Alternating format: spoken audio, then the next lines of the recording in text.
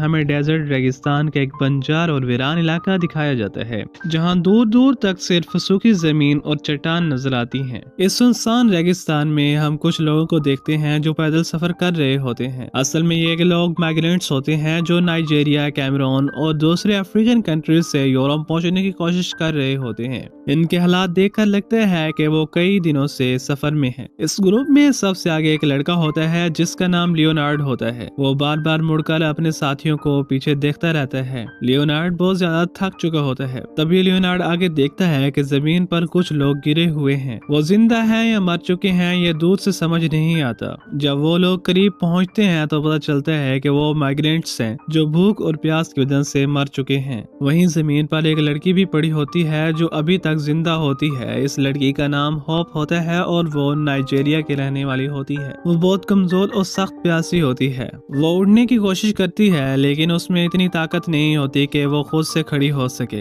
असल में होप के साथ जो दूसरे नाइजीरियंस थे वो उसे बोझ समझकर वहीं छोड़ गए ताकि खुद बच सके। लियोनार्ड का एक साथी कहता है इसे यहीं रहने दो, हमारे पास पानी कम है, हम इसका बोझ नहीं उठा सकते। ये कहकर लियोनार्ड के साथी आगे बढ़ जाते हैं और अपना सफर जारी रखते हैं। लियोनार्ड भी कुछ कदम आगे बढ़ाता है लेकिन फिर रुक जाता है। असल में उसका ज़मीर उसे इजाजत नहीं देता कि वो किसी जिंदा इंसान को इस तरह मरने के लिए छोड़ दे जबकि वो उसकी मदद कर सकता हो। जब लियोनार्ड पीछे मुड़कर देखता है तो होप अपना हाथ हल्का सा उठा लेती है। वो बोल नहीं पाती लेकिन मदद मांग रही होती है। लियोनार्ड वापस आता है और अपनी पानी की बोतल निकालता है। वो पानी कीमती बूंदें होप के सूखे हुए होंठों पर डालता है। पानी मिलते ही होप की आंखें खुल जाती हैं। वो गुलाकर लियोनार्ड का हाथ पकड़ लेती है। लियोनार्ड उसे अपने कंधे का सहारा देता है और उसे खड़ा कर देता है। वो कहता है अगर यहाँ रुक गई तो मर जाओगी। दोनों मुख्तलिफ कंट्रीज से होते हैं इसलिए एक दूसरे की लैंग्वेज नहीं समझ पाते।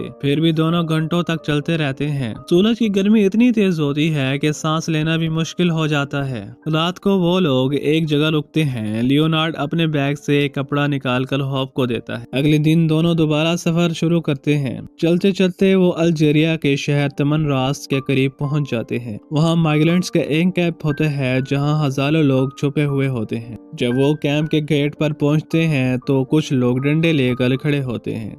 ये लोग चेयरमैन के गार्ड्स होते हैं। चेयरमैन इस कैंप का लीडर और एक गुंडा होता है। गार्ड लियोनार्ड और हॉप को रोक लेते हैं। वो लियोनार्ड को एक तरफ धक्का दे देते हैं और हॉप को पकड़ लेते हैं। लियोनार्ड कहता है ये मेरे साथ है, इसे मत छुओ, लेकिन गार्ड्स उसे मारते हैं और कहते हैं यहाँ का कानून है कि औरतें अलग रहेंगी। गार्ड्स हॉप को खींच कर ले जाते हैं। हॉप बार बार पीछे मुड़कर लियोनार्ड को देखती रहती है। उसकी आंखों में खौफ होता है। लियोनार्ड कुछ नहीं कर पाता और भीड़ में खड़ा रह जाता है। इस कैंप में रहने के लिए हर किसी को किराया देना पड़ता है। मर्द काम करते हैं या भीख मांगते हैं। लियोनार्ड को कैमरूनियन लोगों के इलाके में जगह मिल जाती है। रात हो जाती है, कैंप में आग जल रही होती है और लोग शोर मचा रहे होते हैं। होप चुपचाप उनके साथ चल रही होती है क्योंकि उसे पता होता है कि अगर उसने इनकार किया तो ये लोग उसे मार देंगे। ये जिंदा रहने की वो कीमत होती है जो उसे चुकानी पड़ रही होती है।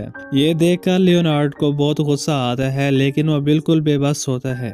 अगर वो बीच में गया तो चेयरमैन के लोग उसे एक सेकंड में मार देंगे। लियोनार्ड वापस अपने कैंप में आ जाता है और पूरी रात सो नहीं पाता। अगली सुबह होप वापस आती है। लियोनार्ड उसके पास बैठ जाता है। वो अपनी जेब से एक सूखी हुई रोटी निकालता है और बिना कुछ कहे होप के हाथ में रख देता है और होप फिर जानवर की तरह जल्दी जल्दी खाने लगती है। लियोनार्ड बस उसे देखता रहता है। उसे होप पर बहुत तरस आता है। इसके बाद हम देखते हैं कि नाइजीरियंस और कैमरूनियंस के दरमियान टेंशन बढ़ने लगती है। कैंप का चेयरमैन जो कि नाइजीरियन होता है अपने मुल्क के लोगों को सपोर्ट करता है। क्योंकि होप नाइजीरियन होती है इसलिए चेयरमैन के लोग चाहते हैं कि वो लियोनार्डो को छोड़ दे। एक दिन चेयरमैन के कुछ गुंडे लियोनार्ड के पास आते हैं। वो लियोनार्ड को घेर लेते हैं और उसे धमकी देते हैं। उनमें से एक गुंडा कहता है तुम हमारी लड़की के साथ क्यों घूमते हो, इससे दूर रहो वरना अच्छा नहीं होगा। लेकिन लियोनार्ड उनसे डरता नहीं। वो कहता है हम साथ आए हैं, मैं इसे नहीं छोड़ सकता। ये सुनकर वो गुंडा लियोनार्ड के मुंह पर मुक्का मारता है, जिससे लियोनार्ड जमीन पर गिर जाता है। फिर बाकी गुंडे उस पर टूट पड़ते हैं। वो उसे लातों और डंडों से बुरी तरह मारते हैं। लियोनार्ड अपना सर बचाने की कोशिश करता है। उसका खून बहने लगता है। लियोनार्ड बहुत ज्यादा जख्मी हो चुका होता है। रात को होप लियोनार्डो के जख्मों पर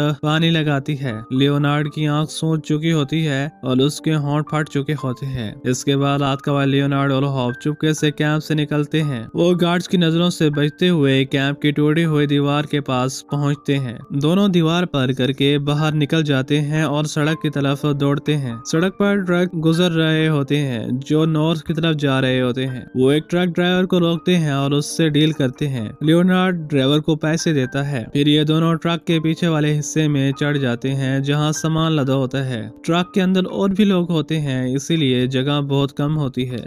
अब ये ट्रक में अपना सफर आगे बढ़ाते हैं और सर्दी से कांपने लगती है। लियोनार्ड अपनी जैकेट खोलता है और उसे दे देता है, जिससे हॉप को गर्मी लग सके। कई दिनों के मुश्किल सफर के बाद ये लोग मोरोको पहुंच जाते हैं। इनकी मंजिल गोलोको माउंटेन्स होती है। ये पहाड़ स्पेन के शहर मिलेला के बिल्कुल सामने होते हैं। यहाँ पहाड़ों के दरमियान हजारों माइग्रेंट्स जंगल में छुप कर रह रहे होते हैं। वो टेंट्स बनाकर रहते हैं और बॉर्डर पार करने का मौका ढूंढते रहते हैं। लियोनार्ड और हॉप पहाड़ पर चढ़ते हैं। यहाँ भी मुख्तलिफ ग्रुप्स बने होते हैं, मैलियंस, कैमरोनियंस और नाइजेरियंस। लियोनार्ड कैमरोनियन कैंप के लीडर के पास जाता है ताकि प्रोटेक्शन मांग सके।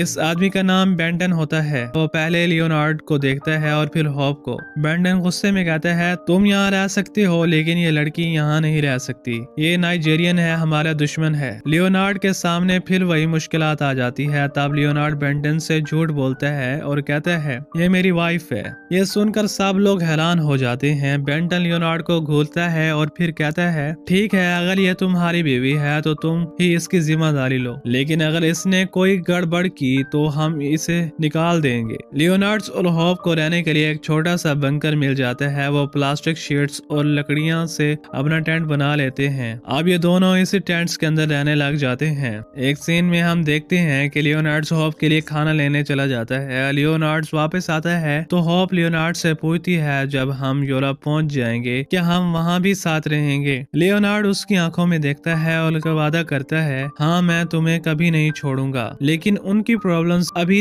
खत्म नहीं होती। खाने कमी हो जाती है। लोग कचरे से खाना ढूंढ रहे होते हैं। एक दिन मोरोको की पुलिस पहाड़ पर रेड करती है। पुलिस वाले तमाम टेंट्स को आग लगा देते हैं। लियोनार्ड और होप अपना सामान छोड़कर जंगल में भाग जाते हैं। जब पुलिस वापस चली जाती है तो ये दोनों लौट कर आते हैं। वहाँ देखते हैं कि इनका टेंट जल चुका होता है और सारा सामान राख बन चुका होता है। अब इन्हें समझ आ जाता है कि यहाँ रहना सेफ नहीं है। इन्हें जल्द से जल्द स्पेन जाना होगा। लियोनार्ड पता लगाता है कि कुछ दलाल समंदर के रास्ते बोट के जरिए लोगों को भेज रहे हैं, लेकिन बोट की टिकट बहुत महंगी होती है और लियोनार्ड के पैसे अब खत्म हो चुके होते हैं।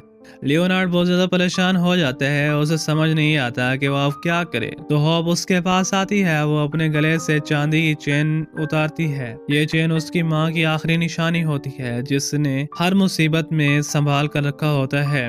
हॉप वो चेन लियोनार्ड के हाथ में रख देती है और कहती है, इसे बेच दो, इससे हमें बोट में जगह मिल जाएगी। लेकिन लियोनार्ड मना कर देता है और चैन वापस देने लगता है, मगर हॉप जबरदस्ती उसकी मुट्ठी बंद कर देती है और कहती है, हमारा साथ रहना ज्यादा जरूरी है। फिर ये लोग चेन बेचकर एक दलाल के पास जाते हैं। दलाल जब पैसे गिनता है तो कहता है, इन पैसों में सिर्फ एक ही सीट मिलेगी। ये सुनकर दोनों खामोश हो जाते हैं। अब उनके पास कोई और रास्ता नहीं होता। पुलिस कभी भी वापस आ सकती है। तब लियोनार्ड एक बहुत मुश्किल फैसला करता है। वो हॉप से कहता है, तुम चली जाओ। ये सुनकर हॉप रोने लगती है और कहती है, मैं तुम्हारे बगैर नहीं जाऊंगी। लियोनार्ड उसे समझाता है और कहता है, यहाँ औरतों के लिए खतरा ज्यादा होता है, तुम यहाँ से निकल जाओ। मैं बाद में किसी और बोट से आ जाऊंगा, मैं तुमसे वादा करता हूँ। हॉप जानती होती है, लेकिन लियोनार्ड झूठ बोल रहा होता है। शायद दूसरी बोट उसे कभी ना मिले। दलाल जल्दी मचाता है और बोलता है, कहता है, जल्दी करो, बोट निकल रही है। लियोनार्ड किनारे पर खड़ा होकर बहुत रोता है। अब वो बिल्कुल अकेला रह जाता है। लेकिन अचानक बोट का इंजन बंद हो जाता है। है दलाल इंजन की रस्सी खींचता है मगर इंजन स्टार्ट नहीं होता।